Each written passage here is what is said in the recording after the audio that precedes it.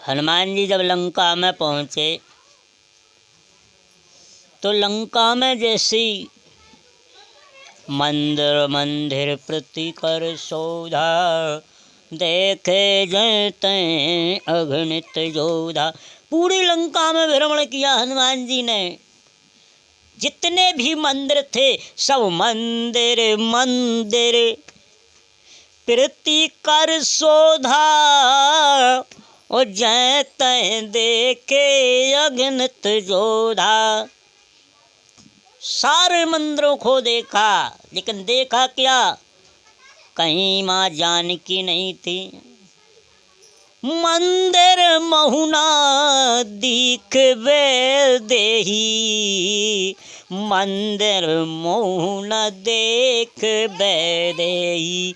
सब भवनों में देखा पर कहीं माँ जानकी नहीं दिखानी। एक मंदिर में एक स्त्री शयन किए हुई थी, शयन किया देखा कपते ही, मंदिर मौना देख बैदेही। सोचा यही माँ जानकी हूँ। तो देखते हैं क्या देखा। मंदोदरी पड़ी, मदरा पान करे हुए है, जिसके घुंघरारे कंचन से केस हैं, नख बड़े बड़े हैं, माया भयानी सी लग रही है। हनुमान जी ने सोचा हमारे प्रभु वन में हैं और माँ जानकी इस राजमहल में तो हो ही नहीं सकती हैं। मन मौना, भगवान जहाँ वन में हो वहाँ जानकी मैया क्या यहाँ सुंदर आश्रम पर रह सकती हैं। हनुमान जी वहाँ से चले तो सामने देखा एक बढ़िया भवन बना हुआ है, जिसमें शंकर चक्र पद्म गदा आदि के चिन्ह हुए हैं। थोड़ा आगे जाके देखा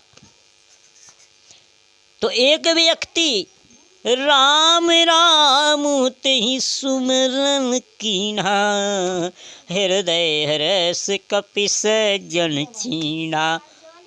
राम राम, जब राम राम हनुमान जी ने सुना तो बोले यहाँ कोई हैगा। अच्छा देखो, इतनी बड़ी लंका में सिर्फ भगवान राम के दो ही भक्त हैं। कौन? एक विभीषण और दूसरा तेरे जटा नाम राक्षसी का, राम चरण रति निपुण विवेका। तेरे जटा जो दुख सुख में माँ जानकी के साथ है, और यहाँ विभीषण जी हैं। अच्छा, विभीषण जी घर के बाहर राम नाम नहीं लेते, और तेरे जटा अशोक वाटिका के बाहर कुछ नहीं करती। ये दोनों सिर्फ गुप्तई में हैं। हनुमान जी उतरे साधु का भेष बना करके, कहा भैया आप कौन हो और इस लंका में आप रहते कैसे हो? भाई बड़ी समस्या की बात है। रावण के मारे कहीं धर्म सुनने तलक को नहीं मिलता। रावण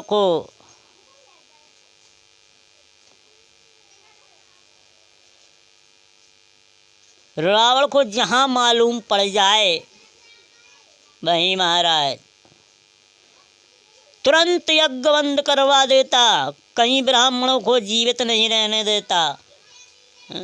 तिनके जाओ, अगर उसे मालूम पड़ जाए कहीं गांव में यज्ञ हो रहा है तो आदेश देता था, जाओ गांव पर आग लगा, वहीं सब गांव में आग लगवा देता था। उसके मारे कोई नहीं बचता। जब हनुमान जी रावण को सूचना देने पहुँचे लंका में, तो हनुमान जी ने रावण से कहा तुम इतना अत्याचार क्यों करते हो? भगवान तुम्हारे अत्याचारों को देख रहे हैं।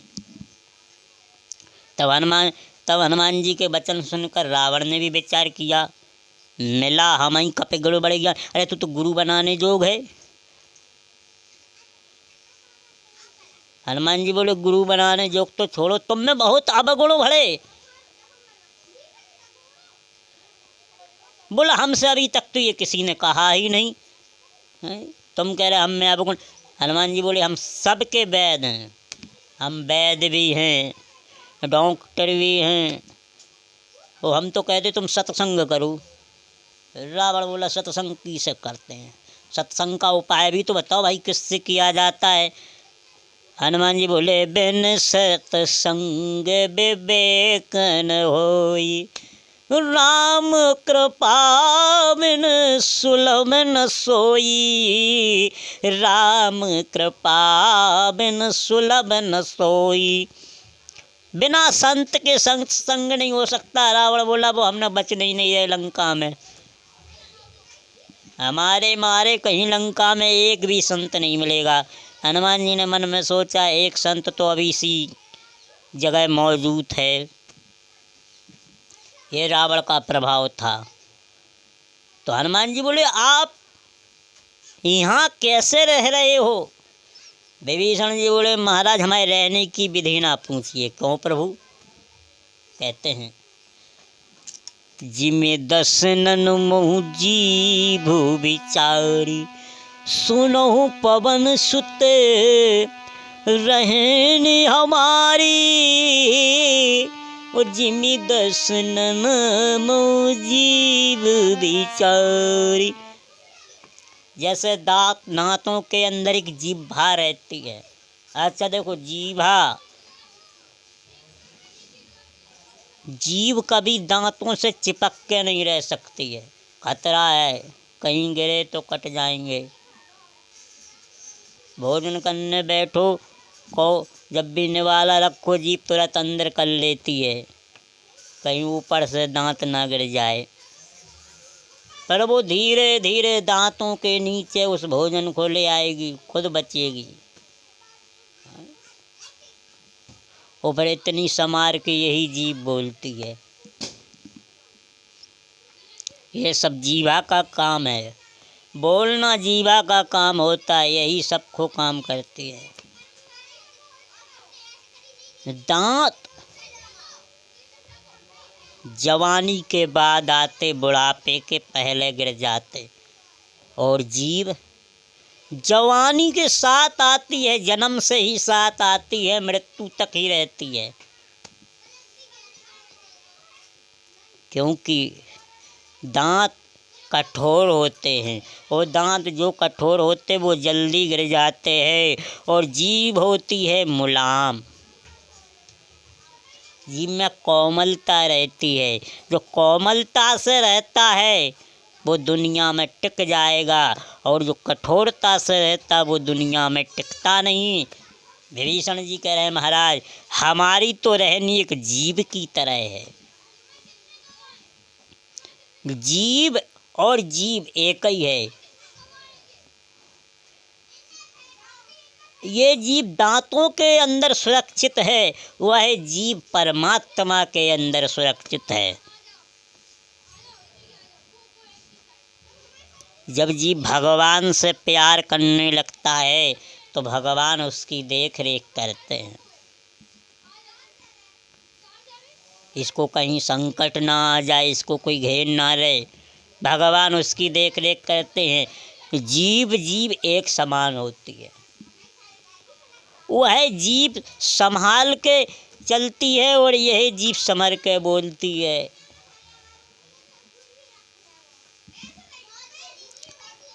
हनुमान जी कहते हैं आप इस लंका में अकेले रहते हो।